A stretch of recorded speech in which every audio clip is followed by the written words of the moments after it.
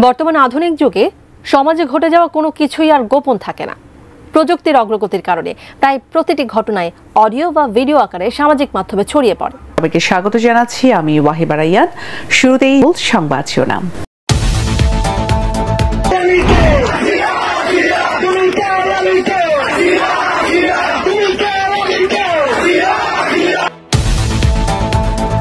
সার্জিস আলম বাচ্চা মানুষ, এটা বাবার তাল্লুকদারই না, বাংলাদেশে কে কি বলবে এটা আপনি নির্ধারণ করে দেবেন। জয় বাংলা, জয় বঙ্গবন্ধু। সরকার কই? সরকার তো নাকে তেল দিয়ে ঘুমায়। সেই ছোটবেলা থেকে পড়ে আসছে আমাদের দেশে হবে সেই ছেলে কবে। আর যখন সার্জিসদের দেখছে জনতার এক অংশ, ইয়েস এই সেই ছেলে, কিন্তু যত দিন যাচ্ছে এখানে মনে হচ্ছে এই ছেলে কি সেই ছেলে। ভিক্ষা করে 21টা বিয়ে করেছেন মরুমিয়া, তাকে দেখলে মেয়েরা বিয়ের জন্য পাগল হয়ে যায়। আপনারা প্রেসিডেন্ট হতেছেন, এখনো তো ইংলিশের ভাওয়াল বোঝেন না, এখনো ওয়ার্ড বোঝেন না, জাতির সঙ্গে একটা রাষ্ট্রদের সাথে কথা বলতে পারেন না।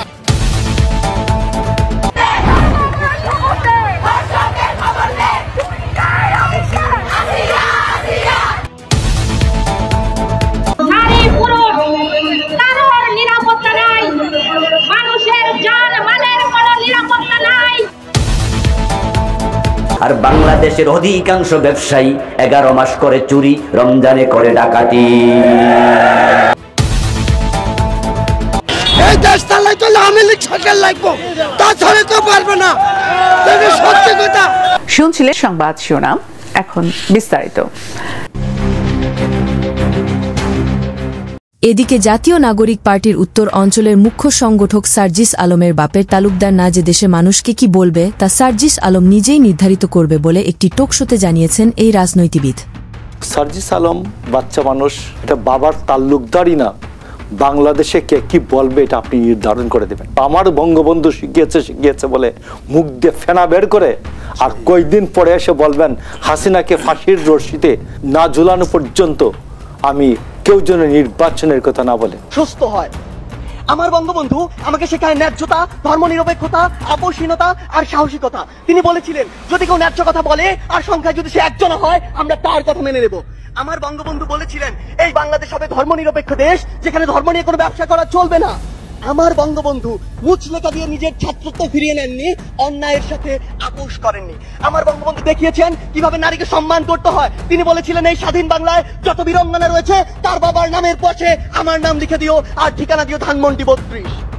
আমার বঙ্গবন্ধু আমাকে শেখায় কিভাবে বিচক্ষণ আর দূরদর্শী হতে হয়। 1968 সালে একটি সাক্ষাৎকার তিনি বলেছিলেন আওয়ামী লীগ দৃঢ়ভাবে সমাজতন্ত্র বিশ্বাসী। সেই সমাজতন্ত্র যা পৃথিবীর অন্যান্য দেশে রয়েছে তা নয়, বরং সেই সমাজতন্ত্র যে সমাজতন্ত্র এই দেশের মাটি, মানুষ আর আবহাওয়া চায়। আমার বঙ্গবন্ধু হচ্ছে সেই বঙ্গবন্ধু। এমন হাজারো অনুসরণীয় ও অনুকরণীয় না বলা কথা আর গল্পের মধ্য দিয়ে বঙ্গবন্ধু হয়ে উঠেছেন আমার বঙ্গবন্ধু। পরিশেষে ওপারে অপার স্বপ্নে আমার দিকে, আমাদের দিকে, বাংলাদেশের দিকে চেয়ে থাকা বঙ্গবন্ধুর উদ্দেশ্যে বলতে চাই, ওরা ভেবেছিল তোমাকে হত্যা করলেই হয়ে যাবে সব শেষ, ভাবেনি ওরা বঙ্গবন্ধু মানেই বাংলাদেশ। হ্যাঁ, আমার বঙ্গবন্ধু মানে বাংলাদেশ। সার্জিস আলম বাচ্চা মানুষ, এটা বাবার তাল্লুকদারই না, বাংলাদেশে কে কি বলবে এটা আপনি নির্ধারণ করে দেবেন। আমার বঙ্গবন্ধু শিখিয়েছে বলে মুখ দিয়ে ফেনা বের করে আর কয়েকদিন পরে এসে বলবেন হাসিনাকে ফাঁসির রশিতে না ঝুলানো পর্যন্ত আমি কেউ যেন নির্বাচনের কথা না বলে। শুধু তাই নয়, এই সার্জিস একটু বেশি বাড়াবাড়ি করছে বলে মনে করেন দেশের বেসরকারি বিশ্ববিদ্যালয়ের শিক্ষার্থীরা থেকে শুরু করে দেশের বিভিন্ন রাজনৈতিক ব্যক্তিবর্গ। প্রাইভেট ইউনিভার্সিটির শিক্ষার্থীদের টোকাই বলা সে টোকাই, সার্জিস আলম টোকাই। এটাকে পলিটিক্যাল রূপ দেওয়ার জন্য সার্জিস আলম এই কাজটা করে পরবর্তী ফেসবুক পোস্টে প্রাইভেট ইউনিভার্সিটির সকল শিক্ষার্থীকে টোকাই বলে সম্বোধন করে। এটা বলার অধিকার তাকে কে দিয়েছে? যদি আওয়ামী লীগের দোষরের বিচার করতে হয় আগে হাসনাত এবং সার্জিসের বিচার করে নিরপেক্ষতা প্রমাণ করতে হবে আমাদের সামনে। আজকে যদি আমরা আওয়ামী লীগের দোষর হইতাম তাহলে তো আমরা এই আন্দোলনে থাকতাম না। এই যে ছাত্র আন্দোলনের নেতারা তাদের বিবেকটা আসলে কোথায় গিয়ে দাঁড়াইছে, ক্ষমতার লোভ কি তাদেরকে অন্ধ করে দিল কিনা সেটা বুঝতে আমার একটু কষ্ট হচ্ছে। তাদের সাথে যোগ হয়েছে এবি পার্টি, তাদের সাথে হচ্ছে নাগরিক কমিটি, চলমান যারা আছে তারা মিলেমিশে এটা ক্ষমতা ভাগাভাগি মানে রুটি ভাগাভাগির মতো একটা অবস্থা করতে চাচ্ছে। আজকে সার্জিস হাসনাতের আলাদিনের দৈত্যের জায়গায় পরিণত হয়েছে এই সরকার। কমিটিকে দায়িত্ব দিল, যেটা তারা দিল সেটা তারা মানলো না, তাহলে কমিটি গঠন করার কারণটা কি? এছাড়াও সোশ্যাল মিডিয়ার সূত্র ধরে জানা গিয়েছে শিশু আছিয়াকে যে নির্মমভাবে ধর্ষণ করা হয়েছে তার কঠিন থেকে কঠিন বিচার না হলে দেশে এবার গৃহযুদ্ধের আভাস দেখছে শিক্ষার্থীরা।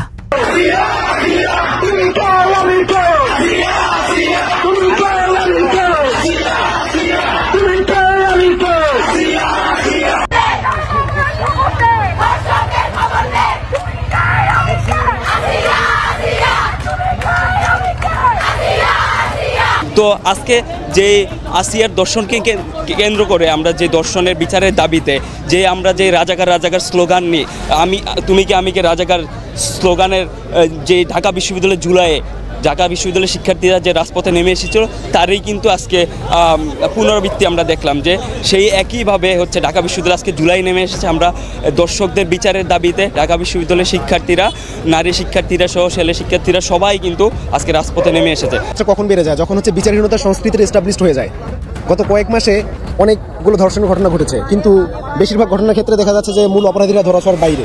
ধর্ষণ যে আগে হতো না এমনও না, আগেও ধর্ষণ হতো, আগে আমরা হচ্ছে ওইভাবে প্রতিবাদ করতে পারতাম না। ব্যক্তিগতভাবে আমি এবং আমাদের একটা গ্রুপ আছে ঢাকা ইউনিভার্সিটিতে, আমরা সেই 2019 সাল থেকে হচ্ছে ধর্ষণের শাস্তি প্রকাশ্যে ফাঁসির দাবিতে আন্দোলন করে আসছি, কিন্তু সেই আইনটি এখনো হচ্ছে প্রতিষ্ঠিত হয়নি। আমরা আজকে এত রাতে আমরা ঢাকা বিশ্ববিদ্যালয়ের প্রত্যেকটি হল, নারীদের হল সহ আমরা সবগুলো হল নেমে এসেছি। সরকারের কাছে আমাদের প্রশ্ন, আমাদের আন্দোলন করার পরে গণঅভ্যুত্থানের পরে একটি সরকার আমরা বসিয়েছি, এরপর আমাদের চাওয়া পাওয়ার জন্য এত রাতে আবার বারবার মাঠে নামতে হচ্ছে, এটা আসলে আমাদের জন্য খুবই দুঃখজনক এবং খুবই লজ্জাজনক।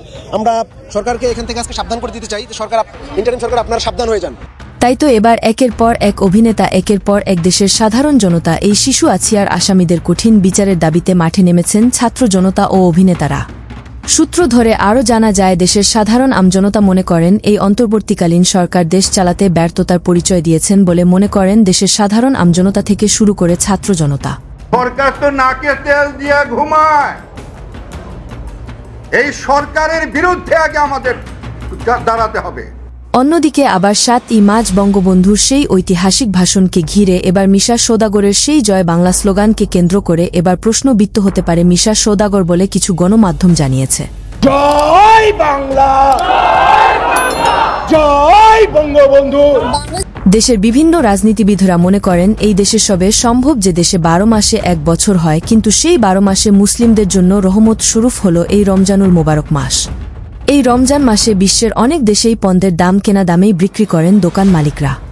আর এই সোনার বাংলাদেশের চিত্র রমজানুল মোবারক মাসে তার বিপরীত দেখা যায়, যেমন 12 মাসের মধ্যে 11 মাস চুরি করা হয় আর বাকি এক মাসে রমজানুল মোবারক মাসে পুরাপুরি ডাকাতি করা হয় বলে জানিয়েছেন এই সোনার বাংলাদেশের কিছু সাধারণ আমজনতা। চলেন তাদের মুখ থেকেই শুনে আসা যাক।